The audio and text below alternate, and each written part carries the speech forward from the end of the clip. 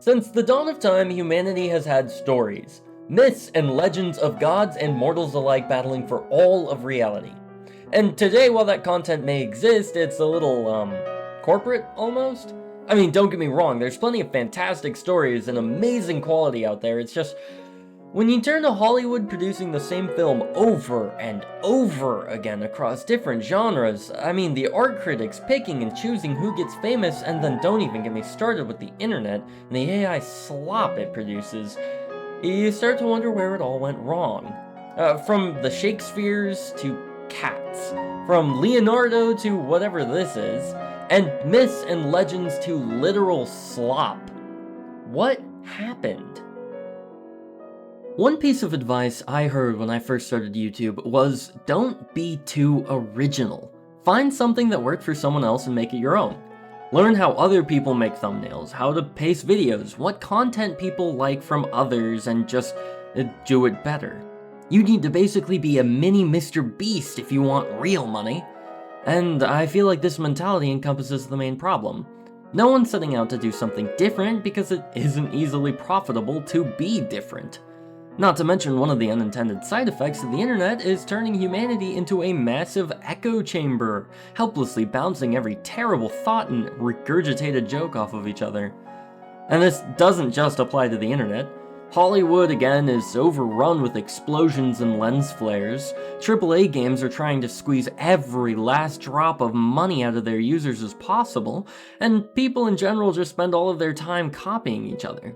It's a natural human instinct to want to fit in, to do what others do, and unfortunately for the masses, that's exactly what makes everything unoriginal.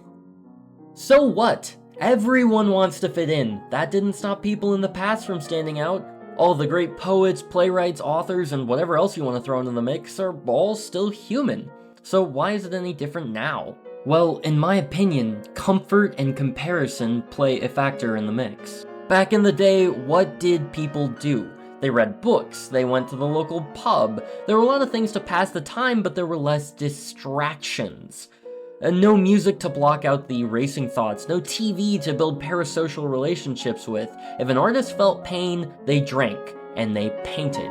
If a writer was bored, they started writing. If a person didn't feel happy, they went out and they solved the problem. Nowadays, what's the point in even picking up the pen? There's hundreds of better stories out there, people who have devoted their lives to the craft, and it doesn't matter if you don't want to see their stories or don't like comparing your work to others, because these ads will make sure you know how much better their product is than yours. Are you an artist? Well, here's hundreds of other artists way better than you. Are you trying to get into film? Well, here's exactly how you'll fail and why you can't make it. Author? Here's 50 accounts of people struggling for years to get a publisher. Hundreds of different AI-written books that are directly competing with you. And on top of that, what's the point of putting all the effort in when you can just enjoy the ever-churning garbage being shoved down your gullet?